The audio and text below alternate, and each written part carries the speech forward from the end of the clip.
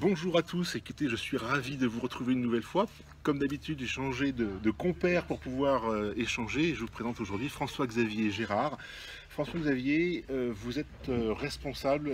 Présentez-nous votre entreprise et la fonction que vous y occupez.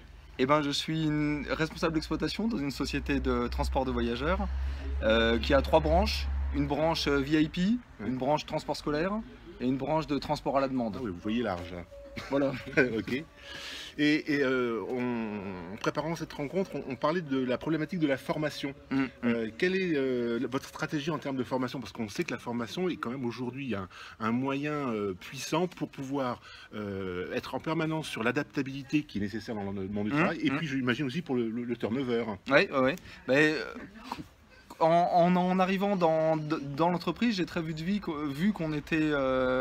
qu'on avait une problématique sur le turnover parce que surtout dans le transport VIP, on a affaire à des clients qui sont très exigeants et qui demandent beaucoup d'adaptabilité. Et l'adaptabilité a beaucoup de conséquences sur la vie personnelle des salariés. D'accord, mais qu'est-ce qu'ils demandent particulièrement par exemple? C'est en fait, vu que les gens réservent parfois au dernier moment et changent de programme au dernier moment, on est amené à donner le planning au conducteur la veille pour le lendemain. Ah ouais. Et donc forcément, la veille pour le lendemain, ils ne savent pas s'ils sont en congé, s'ils sont en repos, s'ils travaillent, à quelle heure ils travaillent. Et forcément, à un moment ou à un autre, ils en ont marre. Et du coup, ils s'en vont. Donc on était vraiment sur un turnover subi. Et je dis souvent aux gens, même si on était les meilleurs du monde, on aurait toujours un turnover parce que on a une telle exigence d'adaptabilité et de réponse aux besoins du client immédiate.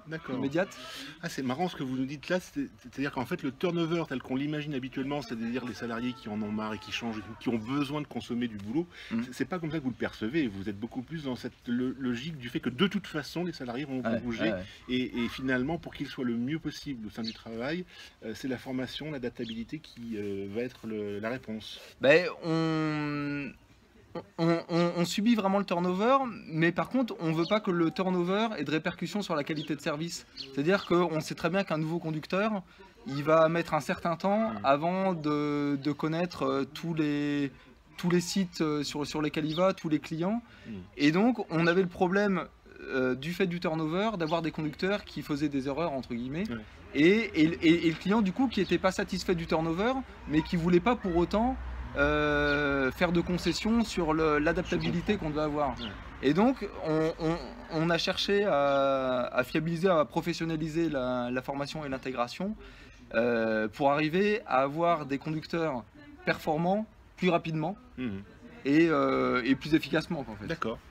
Donc vous voyez un peu là, on retrouve des problématiques qui sont très courantes dans le monde de l'entreprise, cette notion d'adaptabilité par rapport à un contexte qui est en permanence changeant, avec en clé la formation. En un mot, juste pour finir, quel conseil vous nous donneriez pour pouvoir travailler sur l'adaptabilité aujourd'hui dans ce contexte qui change tout le temps?